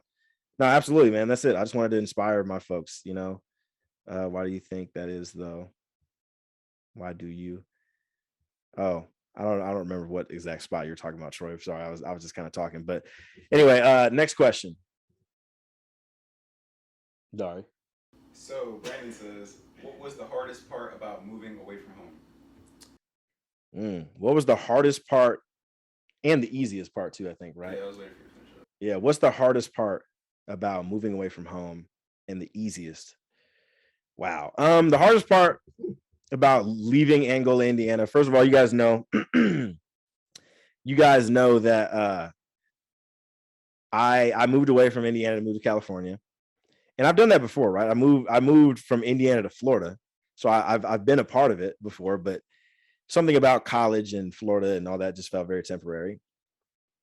And Troy says, great question, Acres. Now, that was actually Brandon Spalding. Shout out to Brandon Spalding who asked that question. Shout out to him. I can't wait to get him on the podcast. He's doing some really amazing things, and I just can't wait for him to tell his story. But the hardest part for me going home, honestly, or leaving home, was leaving family, like not like risking a bit of, this is a tough question to answer, kind of, but like I think risking like losing like the closeness in like relationships and friendships with people, which, you know, it's not something I usually give a shit about too much, if I'm being honest, like with some folks, but like my folks, my family, like Troy, Brandon, all you guys, like Dylan, all, like, you know, mom, dad, Roosevelt, like I think it's just like the fact sometimes when you're away from home, sometimes that, you know, there's certain situations that, you know, you leave and that closeness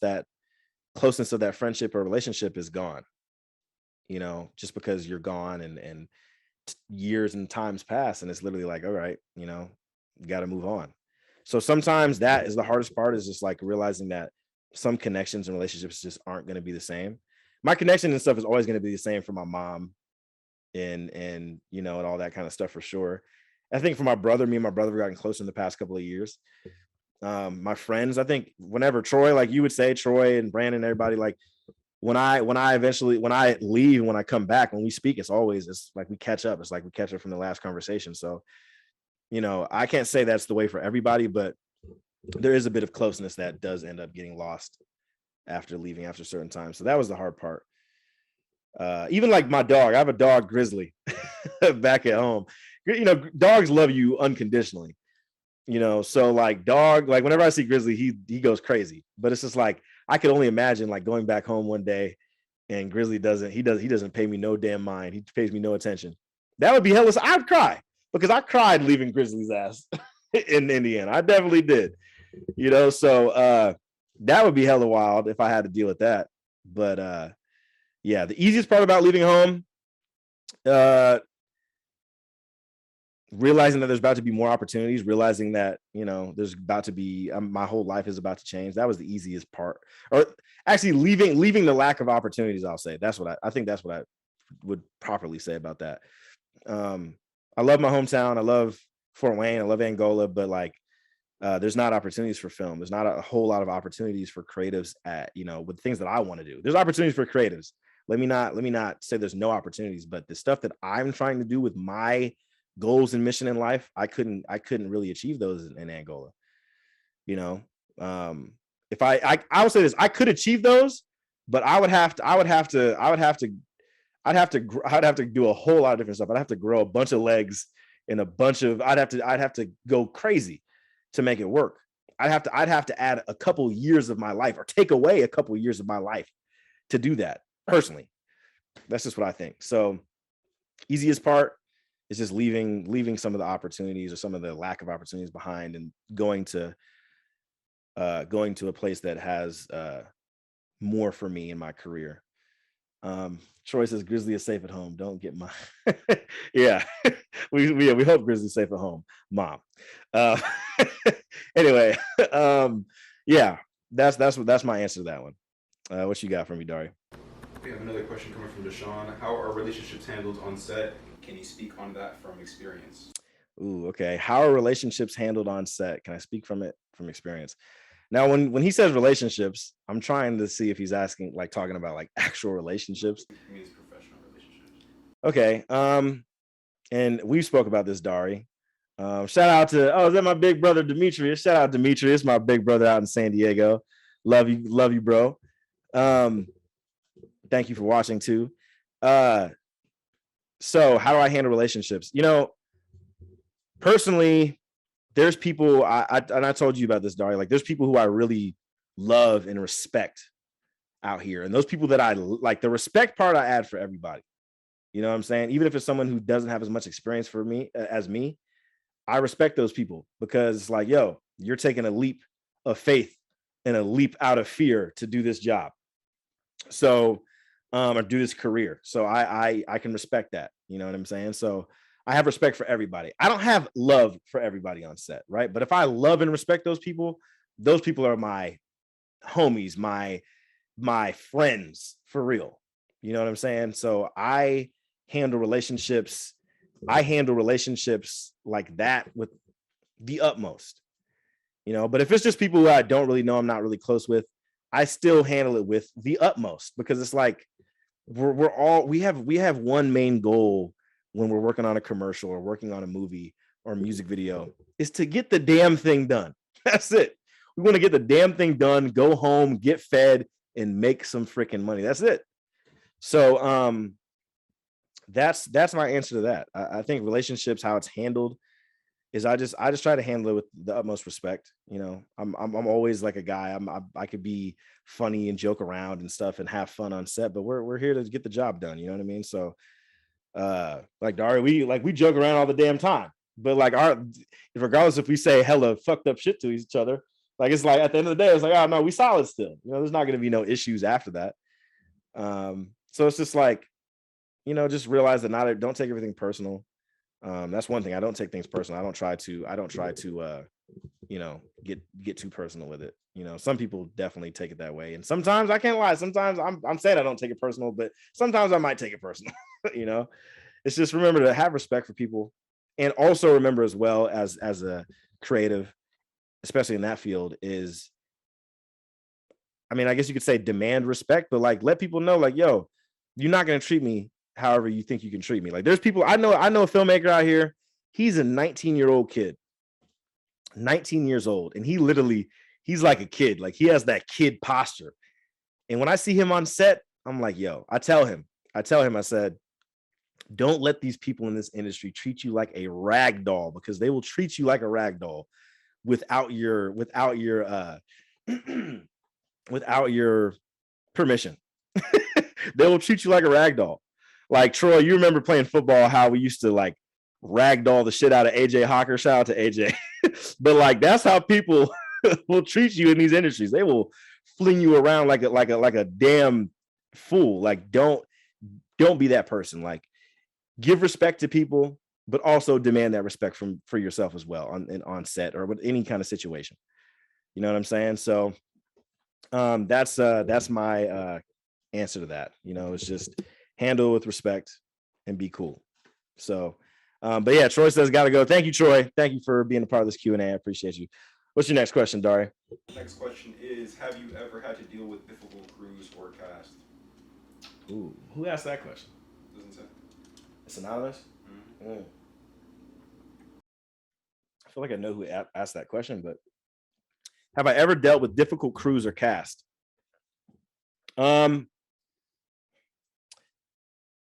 Crew, absolutely.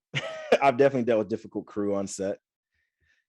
I'm trying to remember a specific situation. Like sometimes you can tell, sometimes you might know who is difficult, and stuff like that. Like there's a person who I worked with. I'm not gonna say any names, but like there's a person I've worked with who I heard a lot about before I ever met this person. And then when I actually met this person on set, they were worse than that person even said. And sometimes that person always tries to hire me for gigs, but I'm just usually never available. Um, but yeah, like that person was difficult to work with just because they've also been in the industry for a while. But cast wise, have I dealt with difficult cast? Not really. Not really. Everybody cast wise has been cool. Like, I'm really trying to think actually of a difficult cast member. Honestly, I don't think so. Sometimes there's background artists who might have a little bit. They're a little mouthy sometimes, sometimes, but most of the times background actors are hella cool. Because background actors usually get treated the worst besides PAs on set. So, but no, I haven't dealt with too much difficult cast or crew.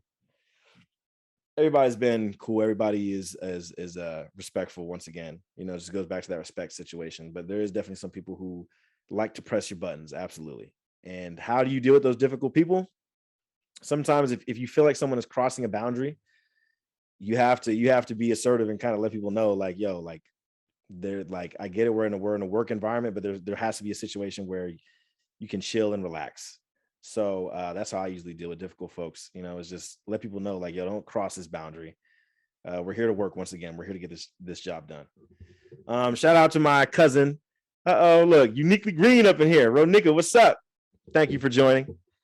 So all right. So next question, Dar. Oh, actually, let's see if there's a question actually here on the podcast or here on the live. My brother says, what was your process for No Sweat Pimp? Oh my goodness. That's a crazy question. And that's a very, like, I don't want to be long-winded with this answer either, but how I created No Sweat Pimp, I had to go through every single emotion possible. That was my process. I had to be angry, I had to be sad, I had to be happy, I had to be, you know, I had to go through every single emotion that I possibly could to create the album. You know what I mean? And honestly, the process was just living through life, you know. But the basic process, the technical side of that, my cousin John, shout out to John, Mr. Enigma or whatever the hell he's calling himself now. I think he has a different a different rap name, music name, but shout out to him. He was my executive producer for the album. And basically I would say, hey man, I want to schedule a session today. And we might go record 2 or 3 songs. I recorded all of my stuff first, and then I added hella people at during the end, you know, basically. So I would do a couple songs, add a couple verses. Then he would do his whole mixing and mastering thing, which always pissed me off because it took such a long time to mix and master every single track. But that was the technical process, you know, part of it at least. But that's the basic process, bruh. Is like I had to go through emotions. I had to live life. I had to just write it out. You know what I mean? Just write out the process. That's how I kind of went about it. But Dari, what's your next question? So we have another question saying, what is the craziest rap party you've had? What is the craziest rap party I've had? You know, I haven't really been to any rap parties. For the people who don't know, who are listening on the podcast or watching the live, or literally a rap party is just like, you know, when they say that's a rap, it's like, oh, here's a party to celebrate the madness that we just went through on this production. I've only been to a couple rap parties, and none of them have been crazy. None of them at all have been crazy. So honestly, I can't. I don't really have an answer. Deshaun, I know, is asking that. Deshaun, we did do a rap party for How the Herd Caught the Dove. We went to the Central Florida fair or some shit. We went out there, and that was really funny. That was my only time really having a rap party, but I've never gone to a rap party where people are doing cocaine and shit. Like I know people be doing that, but I haven't been to those rap parties. I promise. I'm not really interested in rap party. I mean, I'm interested for rap parties for myself and for my productions and for bigger productions. Like I wish I would have hopped on the rap party for Matrix. Like I remember that happened, but you know, I never went to that, or at least I didn't get notified about it. So yeah, no crazy rap parties for me. I'm a very chill person. What's your next question, Dari? Are the makeup girls the prettiest on set? Are the makeup girls the prettiest on set? I mean, usually, I guess. I mean, the makeup girls definitely, makeup and costumes folks are usually have a very specific look, and the art folks too. But I mean, I guess I would say probably the PAs, which sounds weird to say, like, oh, some of the PAs be pretty, because it's like when I say PAs, it sounds like I'm saying like the freshman of high school, like is the prettiest. Like that's what PAs I'd be thinking, like it reminds me of. Shout out to my cousin Diane, just hopped in the live. Shout out to you, Diane. I love you too, Rodnick. I love you, Diane. Love you, brother Demetrius. I love all y'all. But yeah, I think the makeup girls, are they the prettiest? I mean, I guess. I don't know. You know, possibly. Moving on to the next question. We have your mom that says, when you have a guest on your podcast, do you prepare specific questions specific to the person? What if you don't know that person that well? Mom has a question. That's a really good question. Mom says, do I prepare specific questions for my guests on the pod? And what if I don't know them well? That's a good question, Mom. I'd like that question a lot. Obviously, the most of the people I've interviewed recently, I know those people. Like when I interviewed Dari back here, I know him personally. So I had a bunch of questions that I just wanted to ask because that's my homie. Same thing with like Steve Franks. I know Steve. I watch a lot of Steve's stuff. I get advice from Steve. So I have a lot of questions that I just wanted to ask just to figure out what his start was like. For all of my peoples, I do that. Now, if I don't know them well, there's only one person that I've interviewed recently on the pod that I don't really know too well. That was Trent, what's his last name? I forget his last name. I feel bad, man, for not knowing it. Trent Lewis. I interviewed Trent Lewis. That was episode 3 on the podcast. I didn't know him too well, but you know, I asked him questions because he's a videographer in Angola, and I have met him and spoke to him a little bit, but I didn't know him all the way like that. So I just had some questions I wanted to ask about his process. I mean, even if I don't know them well, I'll research. You know, like I have a couple people I'm interviewing soon that I don't really know too well. And it's like, I do research, like, who is this person, you know, surface level that I could ask. And then when we do the podcast, I try to delve a little bit deeper, you know, without breaking any boundaries or, you know, making people uncomfortable or anything like that. So it's like, that's how I go about, you know, kind of finding out questions or building up questions for these guests. So I just figured out like, who the hell are you, you know, and what's excellent about you. I'm sure there's something. That's how I go about my questions. So, yeah. What's the next one? We have another question saying, I noticed that your guests seem to be very comfortable with you and tell you their truths, so to speak. I admire that about your podcast. And in your guest and you, do the guests talk later about regretting telling you their truths? Mom, I know that was your question. That's such a long question. You worded it hella long. But basically, my mom says the people on my podcast usually feel comfortable asking, you know, me asking them questions, but do they ever regret telling me anything? I haven't had anyone say they regret telling me anything. I think, shout out to my boy Andrew. I think he was like, he wanted to make sure to answer the questions to the best of his ability, and he may have felt that he didn't answer certain things to the best of his ability, but he never said, yo, you should delete that. Actually, there's actually one person, now that I think about it, there's actually one person who did ask me to delete something from the podcast. They did ask me to delete something which was weird because it was a situation that also involved me, but they wanted me to delete it. It mainly involved their own personal situation, but it was it was a project that I worked on that me and this person had worked on, and they just kind of didn't want this specific information out in the podcast. And honestly, I was about to leave it in because I didn't think it was a big deal, but that would, you know, I wanted to be respectful, and I took that particular part out of the podcast. But I say this, like, I edit my podcast, and if I was to ever continue going live on the podcast like this with guests and shit, I'm gonna say like, hey, if you feel like you're gonna regret something, your ass should just probably not say it. You know what I mean?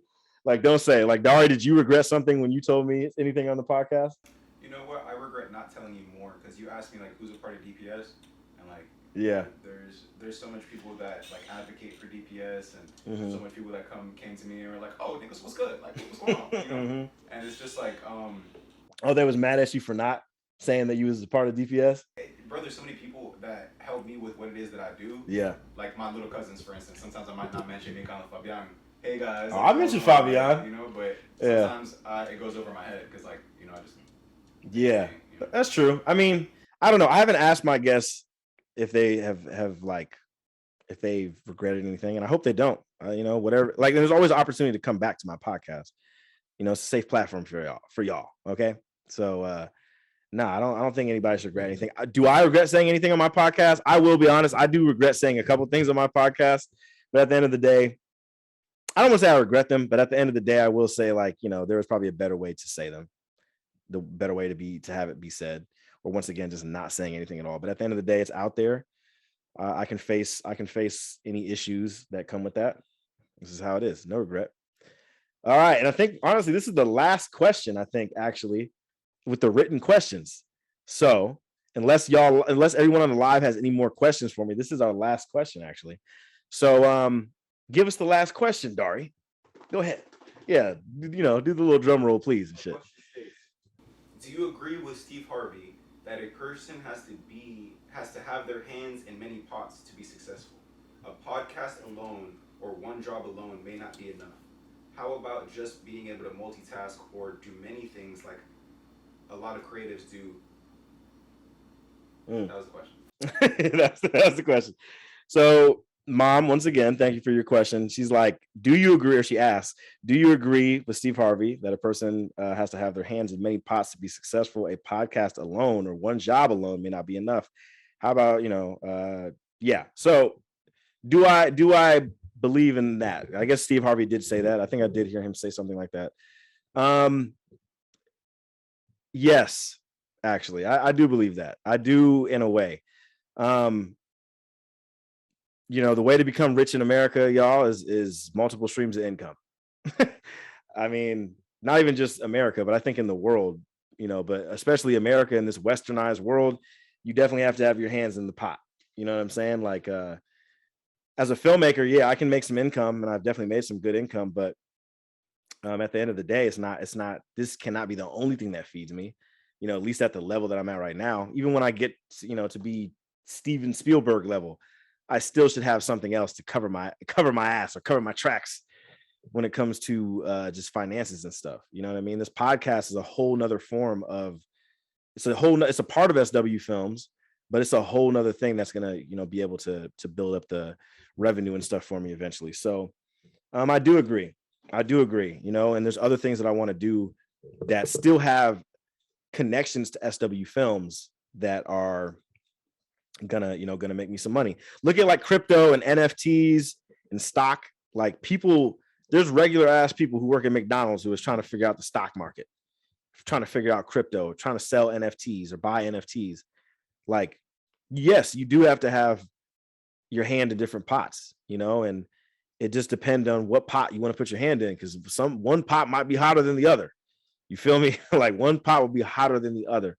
So yeah, I think you should just, like, I think it's important to do that, you know. For me, myself, and I, it's film, it's this podcast. I'm not gonna say music is a part of that, but No Sweat Pimp, you know, made me some money for sure. If I ever make another album again, as I've been saying a lot recently, I would figure out ways of how to make money from that, you know. Yeah, you do have to have your hands in different pots. So that is I agree with that. I agree. Dari, what do you think? Do you agree with that statement too, or with that question? Yeah, I think for a fact, even just as a creative, not only just to like make a living, but to fuel yourself ambitiously, creatively, like you should be like spread pretty thin in things that you you like love, not in things that other people have you spread thin in. You know, like there's a lot of things that I care about. I gotta go check in. I gotta go learn some stuff, and then I'll rinse and repeat. Right. No, absolutely. Absolutely. And mom commented on here. She says, but successful, not rich. I believe most people at the end of a career can stamp it as successful. I do, then I'm passing it on to you. Well, with that, mom, I think to be successful or not, you say not rich, right? I think if you're bringing in some extra profit and it's maybe not rich or not millions, billions, trillions of dollars, like I may not become Elon Musk, but if I'm making some sort of money from it, or if I'm building a foundation or fan base or movement with it, yeah, I think successful. Like this podcast is going to build up an entirely different type of movement for me than my films will. I'm going to have a bunch of different people coming to me from the podcast. And I'm going to have like just same thing with No Sweat Pimp. I had hella different people coming to me from the album. I have hella different people going to come to me from Black Rose Wanderers or from Sweet Mirage. Like those different lanes, absolutely, I think I can be successful in, or you can be successful in if you delve into them. But once again, every pot does not the same temperature, so yeah, I think absolutely I still agree with that. As long as you put in enough effort, you put in like the same or close to equal effort as that main thing that you do, then yeah, you can definitely be successful at it for sure. But damn, you got that's the last question. That is a written question on the podcast. Wow, I can't believe we just went through this whole questions. First of all, thank you, Dari, for reading off all the questions. And thank you to everyone who is listening on live right now. It's my family that's out here. I appreciate you guys. I knew it was going to be y'all that was going to be out here. So I appreciate you guys. Thank you so much. Thank you, Steve. Thank you, Mom, Diane, Ronika, everybody that came into the podcast, into the live to view. I appreciate every one of you guys. First and foremost, I just want to give some last little bit of announcements and stuff before I go ahead and let go of this pod. First, let me turn on an extra light because see if everything's rolling still. We're filming here for our YouTube audience as well, and as well as for everyone who's listening on the podcast on Spotify and Apple and everything. Is it dead? No, you can leave it dead. Fuck it. I do have a different tripod. Anyway, thank you guys for listening to this podcast, listening to all of the podcasts that you guys have done so far, and sharing and supporting. I understand that not everybody has an hour or two of their day to listen to me ramble on with my guests. I understand that everybody has a life, everybody has different things that they have to do in their life, but I do just want to say I appreciate you guys at least just listening for like a couple seconds. You know what I mean? Like it's super important for creatives like me and Dari. Like we spend our lives trying to not just build something for ourselves, but build something for others. And it's a process that, can be very fucking grueling at most of the time. So having that support and just y'all sharing and liking and subscribing and following and, helping me build my empire, it really does. It does make everything a lot easier for me a little bit, and hopefully all the stuff that I talked about on this podcast, people can take it and learn from it and build off of that. So I appreciate everybody who just happens to listen to the podcast and support SW Films. That's the biggest thing. And once again, this is episode 10. The live for y'all on live. This episode will be out eventually. I'm going to be editing this very soon. And episode 9, remember episode 9 with Deshaun Bailey comes out tomorrow, January 31st. Tomorrow, so make sure to go watch that podcast. It is long, it's about 4 hours long, but literally there's some really great moments. Make sure to go follow us on Facebook and follow us on Instagram to actually go ahead and watch the clips. We do post clips on Instagram and Facebook, so people can check that out. So make sure to go ahead and take a chance to listen to those clips. Very interesting podcast with that guy. So and once again, guys, you already know what it is. Follow SW Films. Make sure to go watch and share the Cinematic Excellence Reel. I'm super proud of that. And I'm trying to gain more clients from it this year here in California and all over if I can. So just thank you to everyone who's been supporting, been sharing, been liking, been commenting, been engaging. It's great. So and Dar, brother, just for being here, and asking me these questions. And yeah, this is great. So I love you guys on the live. Well, I'll talk to you soon, I'm sure. And I love you to all my family and my cousins, Steve Franks. Thank you guys, everybody. Thank you for listening to this live and commenting and engaging. Let me know if you guys want me to do more Q&As, because I definitely will set up more Q&As. This is my first time ever doing this, so I might be a little awkward trying to answer these Q&As. But let me know if you guys fuck with this. I appreciate it. I'll definitely do some more. So anyway, appreciate you guys. Thank you so much. It's the Excellent Podcast, and I will see you guys on the very next episode. Appreciate y'all.